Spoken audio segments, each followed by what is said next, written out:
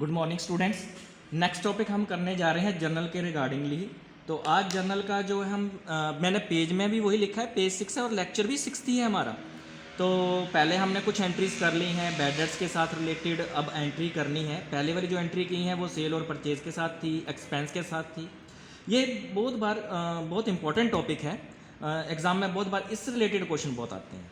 तो मान लो कि 14 अप्रैल 2023 की क्या ट्रांजैक्शन दी हुई है उसने, a certain amount due from Satpal Singh Sodhi rupees 50268 is irrecoverable. Irrecoverable का मतलब होता है जो पैसे कवर ही नहीं हो सकते, as he become bankrupt. Bankrupt का मतलब होता है दिवालिया। वैसे इसको बैड डेट्स बोला जाता है क्योंकि बैड डेट्स का मतलब है पैसे डूब जाना। मान लो कि कोई बंदा आपको पैसे देना चाहता था, 100 रुपया देना चाहता था जो उसने आपसे उधार लिया था, लेकिन वापस नहीं कर पा रहा।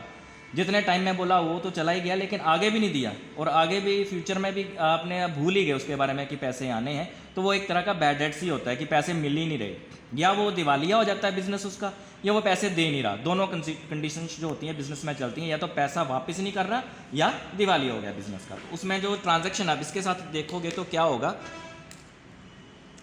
बैड डेट्स हमारा लॉस है। तो मैंने पहले बोला था debit all expense and losses, तो ये लॉस है तो लॉस क्या करोगे आप, डेबिट करोगे। 14 अप्रैल डेट लिख देनी है 23 की, bad debts account debit.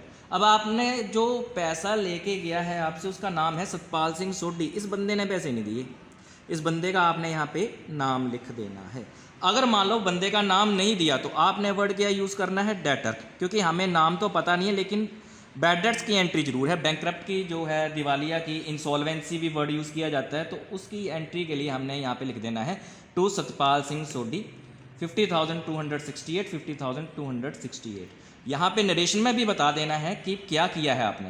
Being amount due from Satpal Singh Sodhi is irrecoverable, कि वो पैसा वापस आया ही नहीं। इंसॉल्वेंट, दिवालिया हो गया उसका, कुछ भी हो गया, बैंकक्रप्ट हो गया, तो ये पैसे डूब गए। जब डूब गए हैं तो लॉस है, और दूसरी साइड किसके थ्रू हुआ है, जिस बंदे के नाम पे या वो नाम लिख दो, नहीं तो डेटर से लिख दो। अब कई बार सिचुएशन क्या आती है कि सारा का सारा पैसा नहीं डूबता भाई, कुछ पैसा डूबता है और कुछ पैसा नहीं डूबता, यानी कि या तो सारे पैसे डूब जाते हैं, तो ये वाली एंट्री हमने की।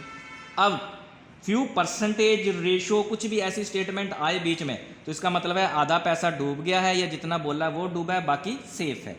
तो ये क्या है, 15 अप्रैल 2023 की जो ट्रांजैक्शन है, Satpal Singh Sethi from home amount of due was rupees, इतना हमने उससे लेना था।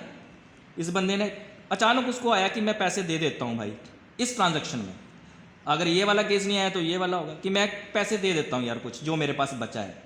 इंसॉल्वेंट तो हो गया, लेकिन वो बोलता है कि मैं 65 पैसे आपको 1 रुपये के पीछे देता हूँ, यानी कि 1 रुपये के पीछे जो है 65 रुपये क्या हो गया। यहाँ पे वर्ड जरूर देखना है, रिकवर, मतलब आपको 65 रुपये मिल रहे हैं या नहीं मिल रहे हैं। मान लो कि यहाँ पे वर्ड क्या आ गया, इरिकवर्ड,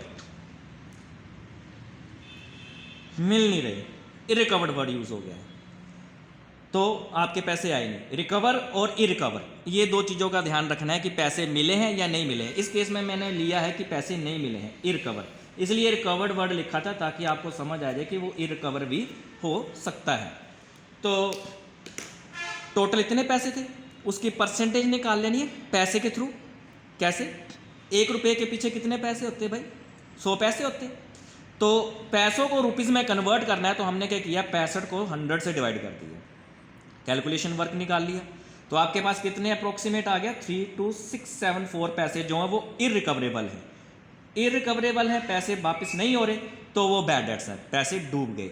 तो आपने क्या करना है, यहाँ पे नाम तो वही है, जो बंदा पैसे दे रहा, टोटल उसने इतने पैसे देने हैं, इतने पैसे डूब गए, तो बाकी माइनस कर लो, तो आपके पास कैश का अमाउंट आ जाएगा, इतना पैसा कैश में दे दिया है। अब इसमें क्या हो जाता है, मान लो वो इरिकवर की जगह रिकवर वर्ड यूज़ कर लेता, तो क्या होता, ये अमाउंट कैश में आ जाता और दूसरा वाला अमाउंट बैड डेट्स में आ जाता। बस ये देखना है, पैसे रिकवर हो रहे हैं तो कैश में आएगा, इरिकवर हो रहे हैं तो बैड डेट्स में जाएगा। कई बार सीधा भी लिख देता है कि 50,268 था तो इंसॉल्वेंट हुआ, तो उसने कितने पैसे दिए, सिर्फ 32,674, यानी कि पूरा अमाउंट भी लिख सकता है। यहाँ पे ही रेशो भी हो सकती है, ऐसे जो मैंने लिखा पैसे की फॉर्म में भी हो सकता है, परसेंटेज की फॉर्म में भी हो सकता है। तो आपने वो चीज़ कैलकुलेशन वर्क करके जितना पैसा डूब गया वो डूबने में, और जो पैसा आपके पास आ गया वो कैश में। अगर आपको कोई भी ट्रांजैक्शन पिछली में भी अगर कोई समझ ना आई हो तो कमेंट सेक्शन में आप मेरे को बता सकते हो, तो उसके बारे में आपको नेक्स्ट वीडियो में फिर मैं जल्दी से जल्दी दोबारा उसको रिकवर करवा दूंगा या समझा दूंगा कि आपका जो डाउट है उसको कैसे सोल्व करना है। Thank you.